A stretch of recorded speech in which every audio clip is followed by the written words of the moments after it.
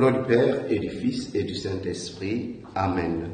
De l'évangile de Jésus-Christ selon saint Luc au chapitre 12, au verset 54 à 59. En ce temps-là, Jésus disait aux foules, « Quand vous voyez un nuage monter au couchant, vous dites aussitôt qu'il va pleuvoir, et c'est ce qui arrive. Et quand vous voyez souffler le vent du sud, vous dites qu'il fera une chaleur torride, et cela arrive. Hypocrite, vous savez interpréter l'aspect de la terre et du ciel, mais ce moment-ci, pourquoi ne savez-vous pas l'interpréter? C'est pourquoi aussi ne jugez-vous pas par vous-même ce qui est juste. Ainsi, quand tu vas avec ton adversaire devant le magistrat, pendant que tu es en chemin, mets tout en œuvre pour t'arranger avec lui, afin d'éviter qu'il ne te traîne devant le juge, que le juge ne te livre à l'huissier, et que l'huissier ne te jette en prison. Je te le dis, tu n'en sortiras pas avant d'avoir payé jusqu'au dernier centime. Acclamons la parole de Dieu.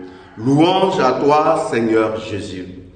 Bien-aimés dans le Seigneur, en ce vendredi 22 octobre, l'Église nous invite à contempler le mystère du Christ à travers le visage de Saint Jean-Paul II. Aussi, nous souhaitons une très bonne fête à tous ceux qui portent ce prénom. La parole de Dieu, en ce jour, nous invite à apprendre à nous projeter dans l'avenir. Autrement dit, se projeter dans l'avenir n'est pas un problème en soi. Se projeter dans l'avenir n'est pas interdit. Mais se projeter dans l'avenir devient un problème lorsque cette projection se fait en mettant Dieu à la périphérie de nos projets. Voilà où se trouve le problème. Regardons nos sociétés, regardons nos dirigeants et parfois nous-mêmes, comment nous nous comportons vis-à-vis de certaines situations.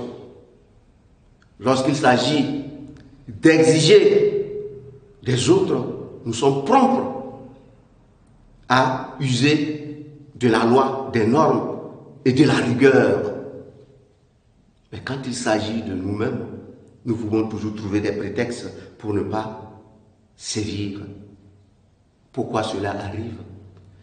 Eh bien, cela arrive parce que nous n'apprenons pas à mettre Dieu au centre de nos vies.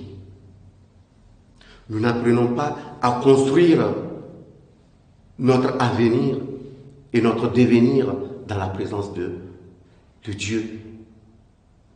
Autrement dit, nous voulons être au centre de tout.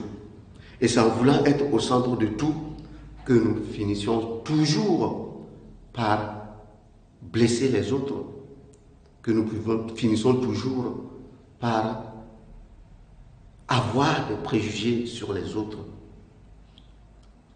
Nous avons des comportements qui remettent en cause ce que le Seigneur nous dit dans sa parole aujourd'hui. Quand il s'agit de prédire sur les éléments de la nature, qu'il va pleuvoir ou qu'il va faire chaud, chacun de nous est capable de le faire. Mais quand il s'agit de discerner comment est-ce que le Seigneur opère dans notre vie, comment est-ce que le Seigneur agit dans la vie de chacun, eh bien, il nous devient difficile, parfois même impossible, d'apprécier la présence de Dieu dans l'aujourd'hui de notre vie. Et si cette parole que le Seigneur adresse donne l'impression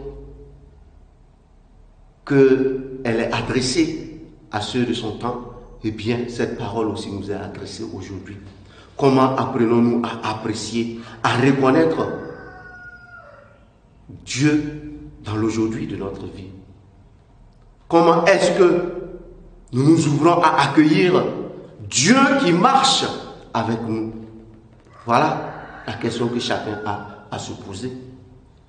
Au cours de cette journée, nous allons demander au Seigneur qu'il nous aide à découvrir les espaces théologiques de notre vie où nous pouvons faire expérience de sa présence, mais surtout ouvrir cette expérience aux autres. Loué soit Jésus-Christ.